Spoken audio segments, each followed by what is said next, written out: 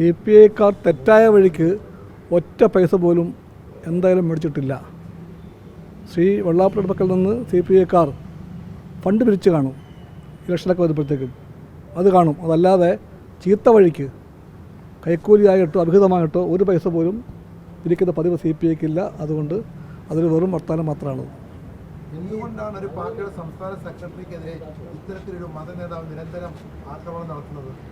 നിങ്ങൾ എന്തെല്ലാം പറഞ്ഞാലും ബഹുമാനപ്പെട്ട ശ്രീ വെള്ളാപ്പള്ളിയുമായി ഒരു തർക്കത്തിന് ഞാനില്ല. അത് അദ്ദേഹത്തിന് വിടുന്നു, നിങ്ങൾക്കും വിടുന്നു. No more debates.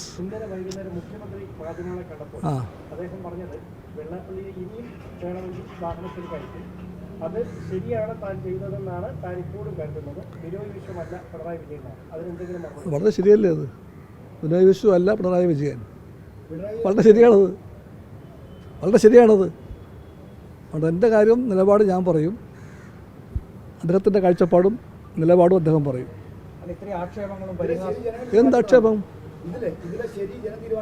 തീർച്ചയായിട്ടും ഞാൻ ഇന്നലെ പറഞ്ഞല്ലോ, ജനങ്ങൾക്ക് എല്ലാവരെയും അറിയാം. അവർക്ക് കമ്മ്യൂണിസ്റ്റ് പാർട്ടിയെ അറിയാം, വെള്ളാപ്പള്ളിയെ അറിയാം, അവർക്കെല്ലാവരെയും അറിയാം. അവർ തീരുമാനിക്കട്ടെ. പലപ്പോഴും മുന്നണി മര്യാദ ഇല്ലാതെയാണ് CPI കോടതികളുടെ മുന്നണിക്കകത്ത് പറയുന്ന കാര്യങ്ങൾ മുന്നണിക്കകത്ത് പറയാതെ പുറത്ത് പറയുന്നു.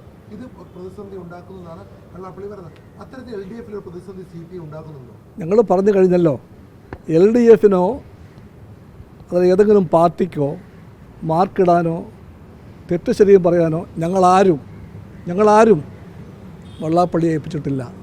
വെള്ളാപ്പള്ളി അല്ല LDF. അതുകൊണ്ട് ഇത്തരം കാര്യങ്ങളിലൊന്നും വെള്ളാപ്പള്ളിയുടെ ഒരു ഉപദേശവും കാത്തിരിക്കുന്നില്ല. ഈ ഒരു മാധ്യമ പ്രവർത്തകനെ അദ്ദേഹത്തിൻ്റെ ഒരു പ്രത്യേക നാമധാരി ആയതുകൊണ്ട് മാത്രം അദ്ദേഹം ഈരാറ്റുപെട്ടിരുന്ന വരുന്നത് തീവ്രവാദിയാണ് എന്ന തരത്തിലുള്ള പരാമർശങ്ങൾ നടത്തി. മാത്രമല്ല ഇന്നും ഈ മലപ്പുറത്തിൻ്റെ പേര് പറഞ്ഞിട്ടുള്ള പരാമർശങ്ങൾ വെള്ളാപ്പള്ളി ആവർത്തിക്കുകയാണ്. ഇങ്ങനെ ഒരു സമുദായ നേതാവ്, പ്രത്യേകിച്ച് ശ്രീനാരായണ ഗുരുവിൻ്റെ ആദർശങ്ങൾ പിൻപറ്റുന്ന കുമാരനാശാൻ ഇരുന്ന കസേരയിൽ ഇരിക്കുന്ന ഒരാൾ ഇത്തരം പരാമർശങ്ങൾ ആവർത്തിക്കുന്നത് ശരിയാണ്? അത്തരം പരാമർശങ്ങൾ കൊണ്ട് ഒരാൾ വലുതാകുമോ ചെറുതാകുമോ എന്ന് എല്ലാവർക്കും ഊഹിക്കാൻ പറ്റും.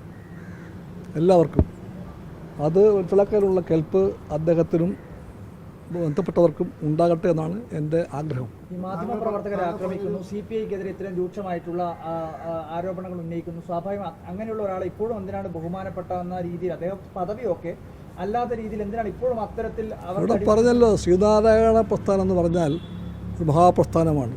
ശ്രീനാരായണ ഗുരു കേരളത്തിൻ്റെ നവോത്ഥാന യാത്രയിൽ ഏറ്റവും തെളിച്ചമുള്ള പേരാണ്.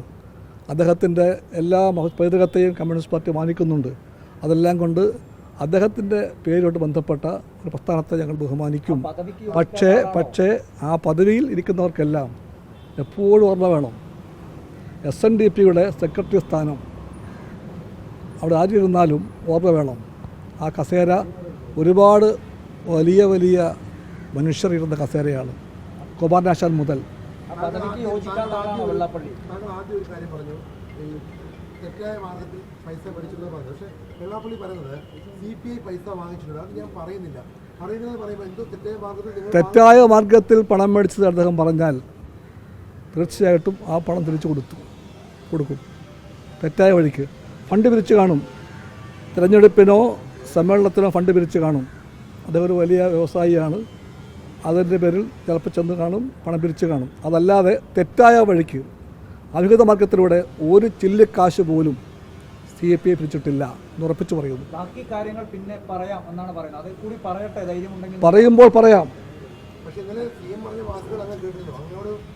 അങ്ങയുടെ പരാമർശങ്ങളിൽ വലിയ അതൃപ്തി പ്രകടിപ്പിച്ചാണ് മുഖ്യമന്ത്രി സംസാരിച്ചത്. എൻ്റെ കാറിൽ കയറ്റും ഞാൻ പറഞ്ഞു കഴിഞ്ഞല്ലോ, തീർച്ചയായിട്ടും വളരെ ശരിയാണത്. ബിനോയ് വിശ്വം അല്ല പിണറായി വിജയൻ അല്ല ബിനോയ് വിശ്വം.